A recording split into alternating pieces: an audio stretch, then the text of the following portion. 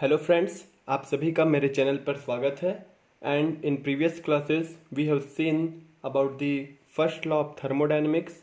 We have derived the equation for the first law of thermodynamics. Today now we will see some of the very important properties like enthalpy. So the first question is, what is enthalpy?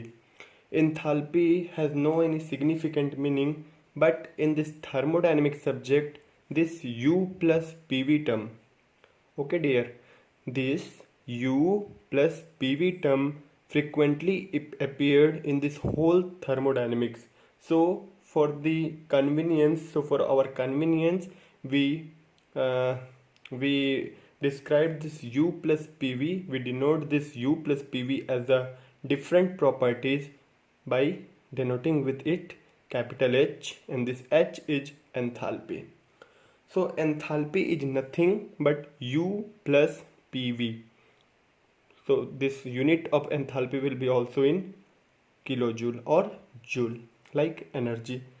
And if we talk about the specific enthalpy, then it will be U plus PV, but these all are specific term. So the unit will be kilojoule per kg. So enthalpy means U plus PV. It does not have so much significant. It is for our convenience. We have introduced a new property which is enthalpy. Okay. Now the enthalpy.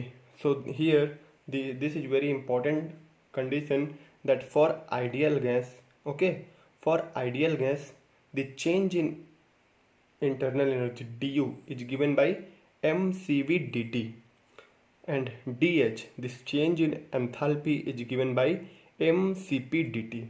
So du equal to mcv dt, dh equal to mcp dt, means for ideal gas internal energy and enthalpy, these two are the function of temperature only.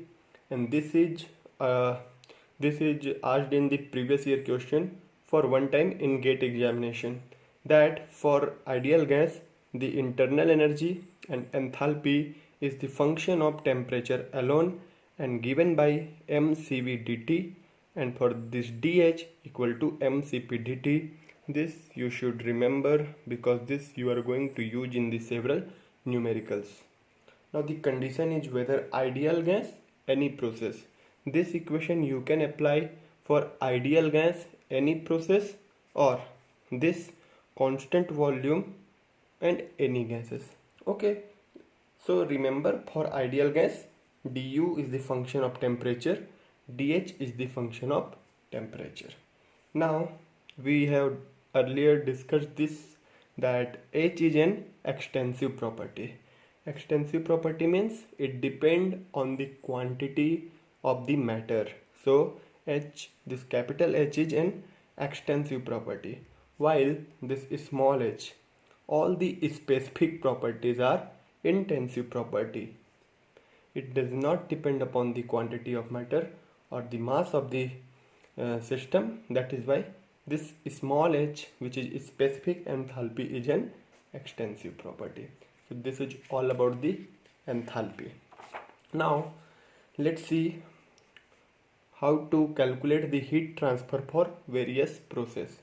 We have earlier seen how to calculate the closed work or displacement work or PDV work for different process. Now let's see the the heat transfer for various process in closed system. So let's talk first about the constant volume process. We have to derive the derivation of the heat transfer for the constant volume process. So as we all know that this is the first law of thermodynamics for a process. So for a process, Q equal to du plus W1 to 2. Now as this is the constant volume process, so we know that for constant volume process the closed work is 0, as integration of P dV and dV equal to 0 means P dV equal to 0. So this we have seen that for constant volume process this work transfer will be 0. So Q1 to 2 will be given by du, and just now we have seen that this du is mcv dt. So this heat transfer equal to mcv dt by assuming what are the conditions. These assumptions are also important and you must equally try to remember this assumptions also, that this heat transfer mcv dt is valid for the closed system. Number one, because this closed system only this work done is zero. Okay, and the second is constant volume process, and the third one is ideal gas. So this, under this three assumption, this is valid. This is for the constant volume process.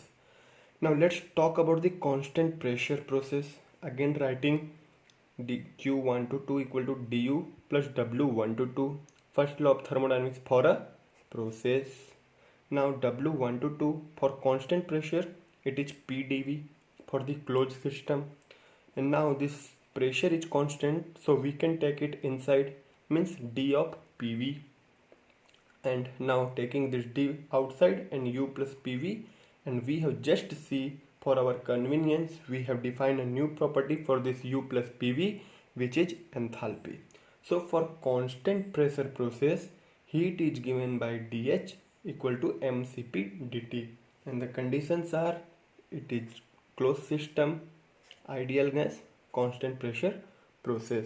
Under this condition, heat transfer is given by the mcp dt. If constant volume, mcv dt. If constant pressure, mcp dt. All right. Now the third one is isothermal process. So now, as we know that this du equal to mcv dt, but as this is isothermal, means temperature constant, so this dt equal to 0, hence change in internal energy will be 0. So q1 to 2 equal to du plus w1 to 2. du is equal to 0 in case of isothermal, so q1 to 2 equal to w1 to 2, and we all know that work transfer for an isothermal process is given by pv ln v2 by v1 or pv ln p1 by p2, and this is valid for the closed system, isothermal process and ideal gas. So this is the heat transfer in an isothermal process. Now coming to the adiabatic process, as the definition say, for adiabatic process, the heat transfer q1 to 2 is equal to 0. Straightforward. Now the last process we have to discuss is polytropic process. We know that polytropic process follow this equation: pv to the power n equal to constant, and n belongs to 1 to gamma. We have seen it earlier so many times. And now again, writing the first law of thermodynamics for process, q1 to 2 equal to du plus w1 to 2. du equal to mcv dt because it is an ideal gas, and the work transfer for polytropic process is p1 v1 minus p2 v2 by n minus 1. Now as we have also seen that cv is what? cv is given by r by gamma minus 1. So put r by gamma minus 1 here for the cv, and now this mr t2 minus t1 by gamma minus 1 plus p1 v1 minus p2 v2 by n minus 1. Now you see that this mrt2 we can write is a p2 v2 because it is an ideal gas, and pv equal to, it follows the equation what? pv equal to mrt. So this mrt2 can be replaced by p2 v2, and this mrt1 can be replaced by p1 v1 as it is an ideal gas. So now this p1 v1 p2 v2 minus p1 v1 by gamma minus 1 plus p1 v1 minus p2 v2 by n minus 1. Taking this p1 v1 minus p2 v2 common, we will have 1 by n minus 1 minus 1 by gamma minus 1. And when we solve this equation, the final outcome is p1 v1 minus p2 v2 by n1 minus 1, gamma minus 1 and gamma minus n. And this term p1 v1 minus p2 v2 by n minus 1 is nothing but W polytropic. So this Q polytropic means heat transfer in a polytropic process is given by gamma minus n by gamma minus 1 W polytropic, and the conditions are closed system, ideal gas and polytropic process. Now a very important thing here we should remember for this polytropic process is, as we all know, that n varies from 1 to gamma. This polytropic index is less than the adiabatic index and higher than the 1. So for better clarity, let us consider that gamma is a 3 and n is a 2. So now putting here 3 minus 2, 3 minus 2, 1, and 3 minus 1, 2. So Q polytropic equal to 1 by 2 W polytropic. So W polytropic is 2 times Q polytropic. So this is under this condition, okay? I am not saying it is usual, but in our example, this is case to better clarity. So from here we can clearly say that W polytropic is always greater than Q polytropic. Means you should, okay, wait, you understand this term first. For a polytropic process, okay, if you are supplying 10 joule of heat, then you will get more than 10 joule, like 11 joule, 12 joule of work. So now you say this is not the violation of first law, because you see we are supplying 10 joule of energy but we are getting 12 joule of work. So where from this additional 2 joule comes? It comes from the internal energy of the molecules. So internal energy of the molecules are used to get this internal energy is converted into work. So this is why the work of the polytropic process is greater than the heat of the polytropic process. So W polytropy is always greater than Q polytropy. You must remember this, and it comes from this equation. You must remember this also, that Q polytropy is equal to gamma minus n by gamma minus 1 W polytropy. And this is the example from where you can easily understand then the work transfer, this work we will get is greater than the more than the heat, and it because the internal energy whatever is here in the system is converted into work. Now let's try to, okay, so we have to derive the specific heat. C, we have studied about Cp means specific heat at constant pressure, Cv is specific heat at constant volume. Now we will see C polytropy, specific heat for the polytropic process. Now let's try to derive the equation. As we know, Q polytropy is given by this equation. Just now we have derived this. So now just simply substitute P1 V1 as mRT1 minus T2 here by n minus 1, substituting PV as mRT. Now a little of this rearrangement, because R by gamma minus 1 we know it is a CV. So taking R by gamma minus 1, R by gamma minus 1, then gamma minus n by n minus 1, from here minus taken, so n minus gamma by n minus 1, and this is T2 minus T1. So a little rearrangement of this term will lead this formula. We all know R by gamma minus 1 is CV m CV dt, and this term is n minus gamma by n minus 1. So now this is equation first. Now the general equation for any heat transfer is Q equal to mc dt. So now compare this equation first with second, m dt. So C polytropy is what? N minus gamma by n minus 1 CV. C polytropy equal to n minus gamma by n minus 1 CV. Now one thing, okay. So pay attention here. Okay, you see C polytropy equal to n minus gamma by n minus 1 CV. Okay, now we all know that n is in between the gamma and 1. So now gamma is higher than n, which means our polytropic specific heat of the polytropic process is negative. This also you must remember. Now what is the significance of this? What is the meaning? We know that specific heat is the amount of heat required to raise the temperature by 1 degree, 1 unit of 1 kg mass. This is the general definition of the specific heat. We very well know about it. But what if it is negative? So negative means when we are adding heat, then how much amount of heat we require to raise the temperature by 1 unit. It is the general, but here it is negative, means we are adding heat but the temperature is lowered.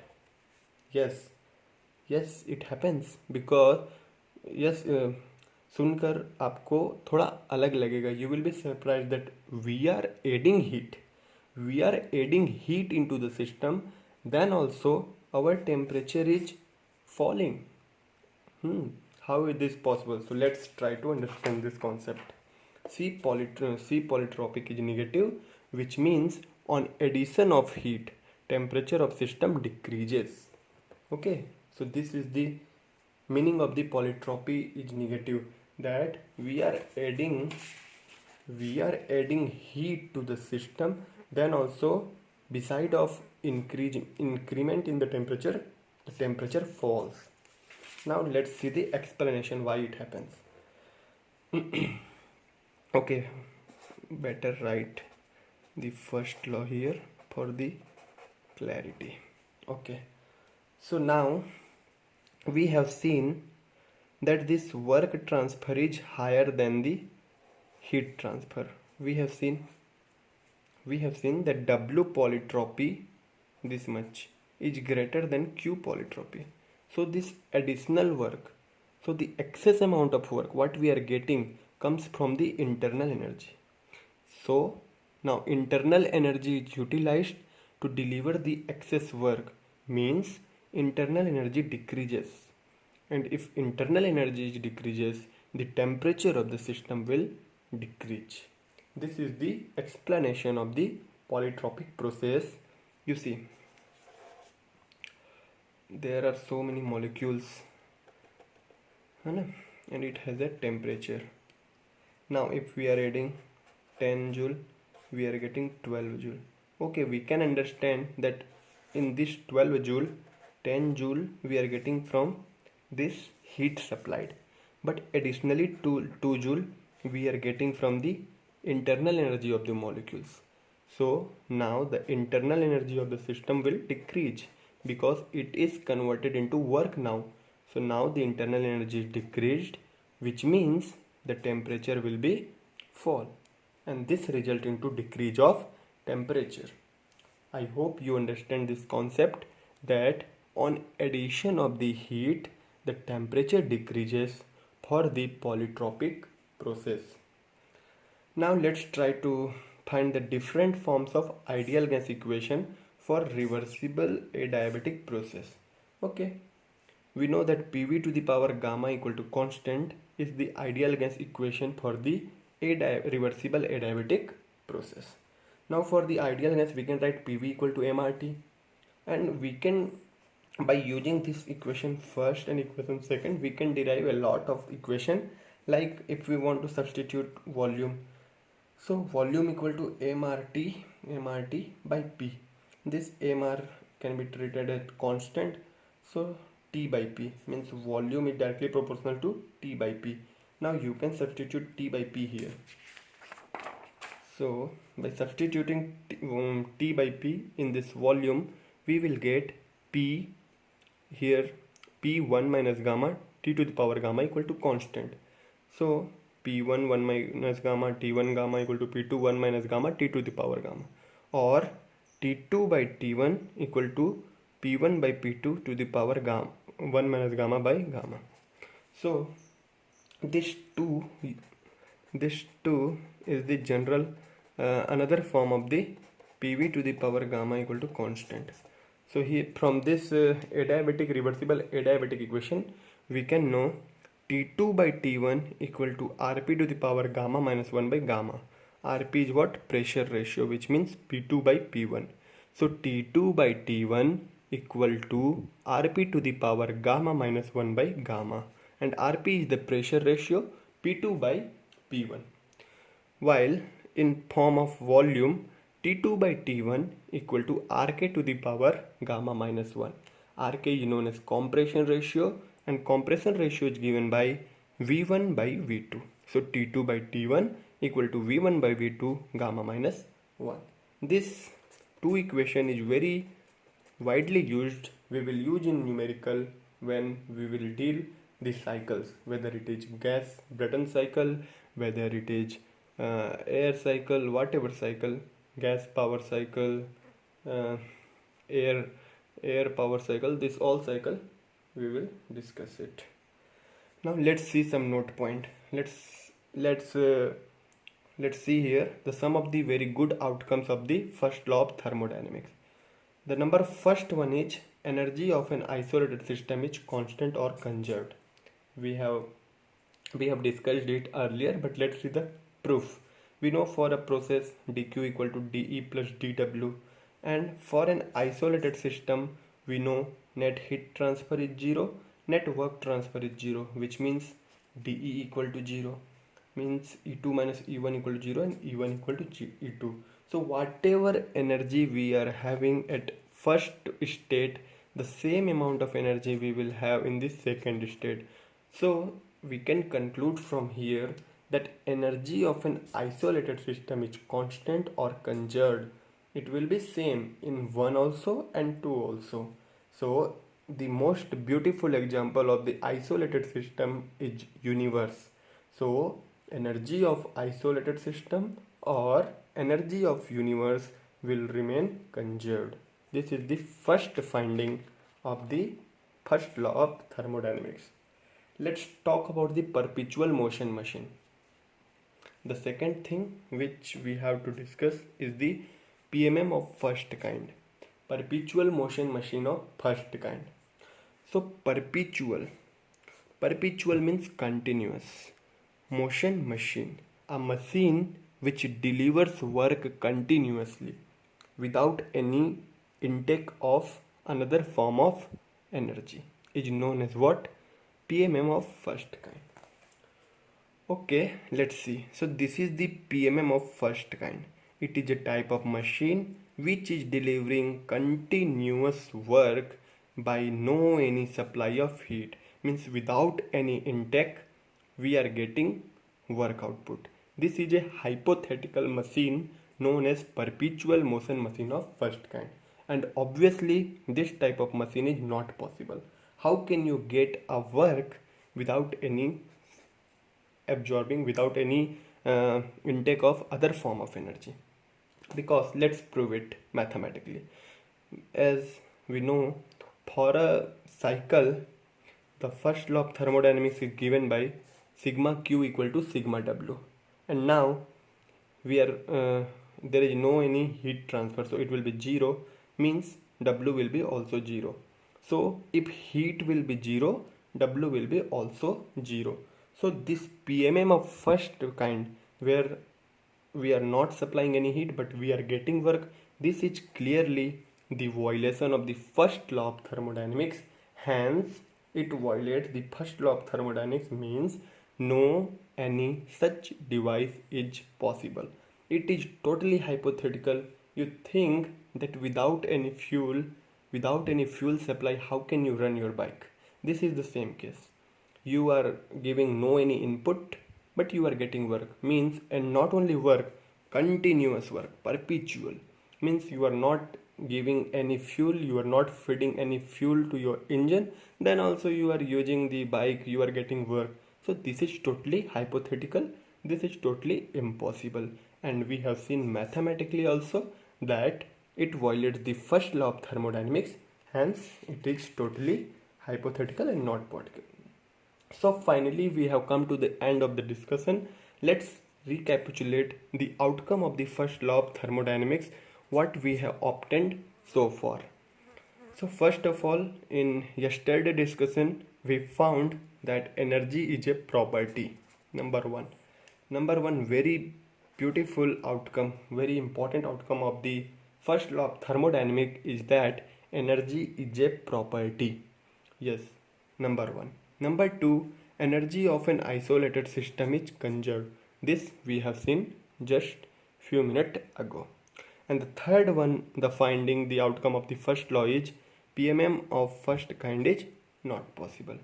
And for a cycle given by sigma q equal to sigma w, for a process this dq equal to dE plus dW, and when we neglect the change in kinetic energy and change in potential energy, it is dq equal to change in internal energy plus dW. This is after neglecting change in kinetic energy and change in potential energy. So this is all about the first law of thermodynamics and some extension. In the next lecture, we will solve some of the very important questions of this first law of thermodynamics and some very important case. And if you guys like the lecture, don't forget to subscribe the channel, put a comment, and yes, obviously hit the like button. Thank you so much. Take care. Bye bye.